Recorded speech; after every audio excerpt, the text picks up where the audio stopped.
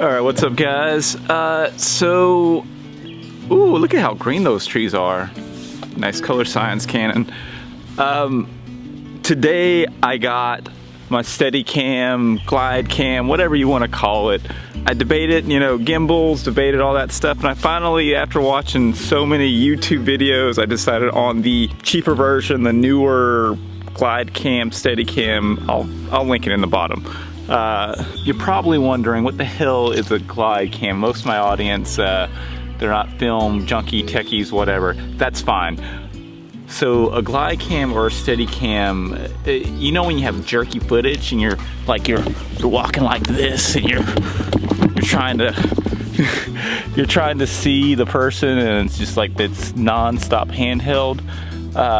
A Steadicam, gimbal, glide cam, whatever, helps pretty much balance out all that action. So the camera's like here, camera's up here, and the Steadicam has like all sorts of different counterweights to make it smooth, almost like you're either riding on wheels or whatever. So it's definitely been on my list for a while, especially for my B-roll. I wanted to be able to get smoother shots. Usually to steady or stabilize your shots, you slow down the frame rate by like 60 frames per second or 120 frames per second to smooth out that jerkiness. So like this jerk right here, if I slowed it down by half or by a quarter, it wouldn't be as jerky, but you still see those jerks. I thought originally that I could use it the same way for like my talking headshots. This is really like a first-hand look at it, and I'm not sure if it's possible to get the footage that I want without being like behind the camera, without being able to man it. So what we're gonna do is I'm going to literally just walk through my neighborhood, like back and forth, usually how I would with a regular camera. What's gonna happen is every time I step it, the camera's gonna jerk a little bit, it's gonna shake a little bit. I'm gonna do my best to just kind of walk steady, not too crazy, but it's almost impossible to get rid of all those shakes without doing like the ninja walk and continuing to like just be constantly vigilant.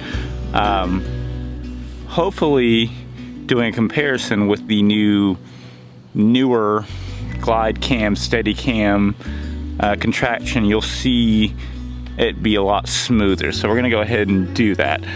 Also made some adjustments too. I'm gonna give you an idea of like the pros and the cons that I've found so far. But let's go ahead and take this walk real quick.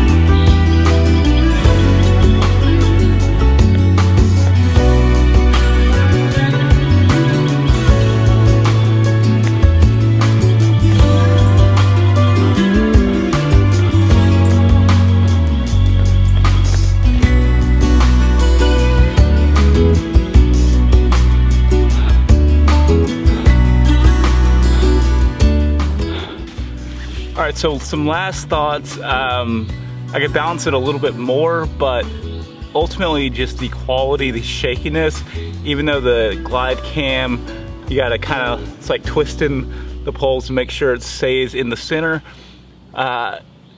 Practice and muscle memory, I can get much better with that, but those steps, those shakes, you can't change that handheld, so balls.